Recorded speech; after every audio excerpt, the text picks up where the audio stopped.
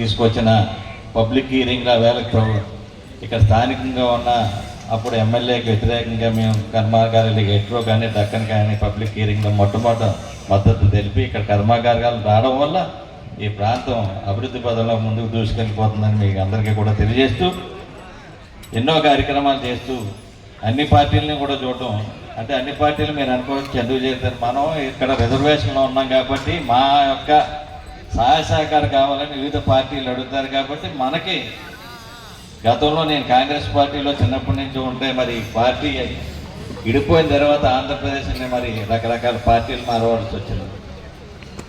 మరి అందులో భాగంగా చివరి దశలో మనం ఈవేళ పవన్ కళ్యాణ్ గారి పిలుపు మేరకు నాదెండ్ల మనోహర్ గారు కానీ నాగబాబు గారు కానీ కొంత రామకృష్ణ గారు కానీ జిల్లా అధ్యక్షులు రమేష్ బాబు గారు కానీ వీళ్ళందరూ కూడా శివదత్త గారు వీళ్ళందరూ కూడా నాకు ఒత్తిడి తెచ్చిన ఆ వేళ పవన్ కళ్యాణ్ గారి ఆ తరంలో గత ఎన్నికల్లో నేను జాయిన్ అయినందుకు మీ అందరూ సమక్షంలో ఎంతో సంతోషం గర్వంగా ఉన్నానని ఈ సందర్భంలో మీ అందరికీ కూడా తెలియజేస్తున్నాను.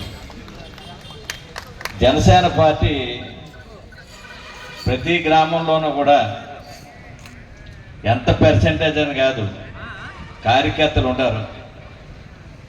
వేళ అధికారం వచ్చిందని కాదు, జనసేన పార్టీ ఏ విధంగా ఒక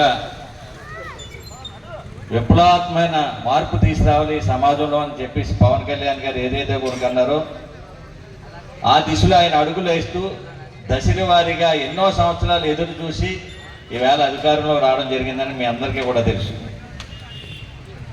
మరి అదేవిధంగా ఈ జనసేన పార్టీ భారతదేశంలో ఏ రాజకీయ పార్టీకి లేని ఒక ప్రత్యేకత ఉంది.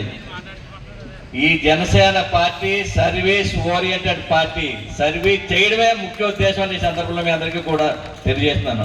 ఫలితం గురించి కాదు, మనం సేవ చేయాలి. ఈ విధంగా ఉన్న పార్టీ భారతదేశంలో ఇదొకటే, అది జనసేన సిద్ధాంతం అని మీ అందరికీ కూడా ఈ సందర్భంలో తెలియజేస్తున్నాను.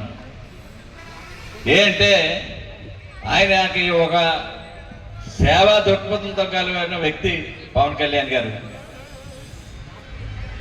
దానివల్ల ఏంటంటే కార్గిల్ యుద్ధం దగ్గర నుంచి లెక్కేసి కంటే ఈ వేళ వరకు కూడా సుమారు 100 కోట్ల రూపాయలు అతను సొంతంగా సంపాదించుకొని వైట్ మనీ చేసి ట్యాక్స్ కట్టి అటు రైతులు కానీ సైనికులు కానీ జై జవాన్ జై కిసాన్ అనే ఏదైతే నిదానంతో వాళ్ళందరికీ ఆదుకున్న ఏకైక పార్టీ నాయకుడు ఈ భారతదేశంలో ఒక్క పవన్ కళ్యాణ్ అని ఈ సందర్భంలో మీ అందరికీ కూడా తెలియజేస్తున్నాను.